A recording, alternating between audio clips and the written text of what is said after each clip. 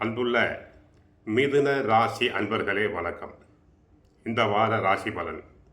மிதுன ராசினருக்கு 2ல் குரு வக்கிரம், 3ஆம் இடத்தில் கேது சாதகம், 4ல் சுக்கிரன் நீச்சம், 5ல் தங்களுக்கு சூரியன் புதன் இணைந்து உள்ளனர். அடுத்து 6ஆம் இடத்தில் செவ்வாய் செல்லப் போகிறார். செவ்வாயும் சந்திரனும். 9ல் ராகு, 10ல் சனி வக்கிரம்.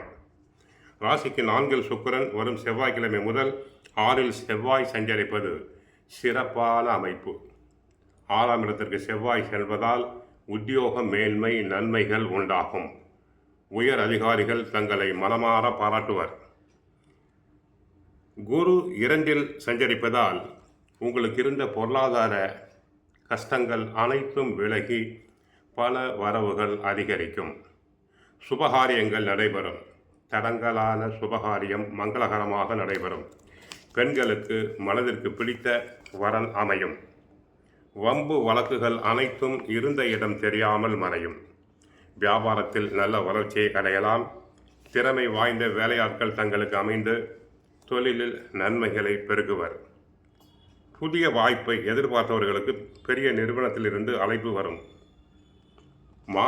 மாணவர்கள் தற்சமயம் நல்ல ஞாபக சக்தியுடன் படிப்பில் முன்னேறுவர். போட்டித் தேர்வுகளில் கலந்து கொண்டு வெற்றி பெறலாம். அவர்களுக்கு நல்ல எதிர்காலம் உள்ளது. பெற்றோருக்கும் ஆசிரியர்களுக்கும் நல்ல பெயரை வாங்கி கொடுப்பர். 5ல் இருந்த செவ்வாய் 27ஆம் தேதி 6ஆம் இடத்துக்கு போகிறார்.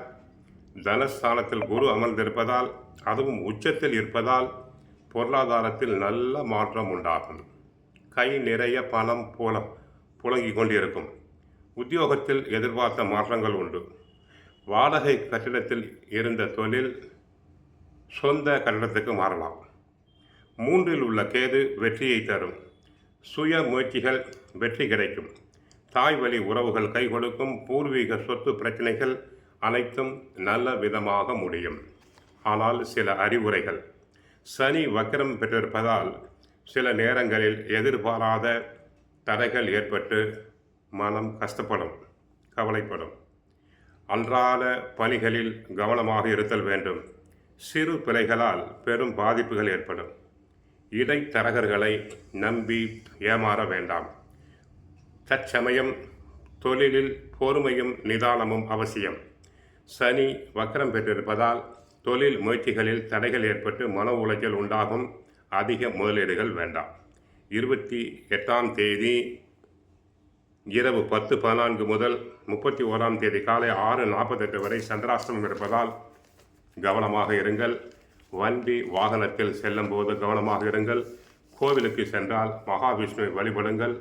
வாழ்க வளமுடன், மங்களம் உண்டாகட்டும்.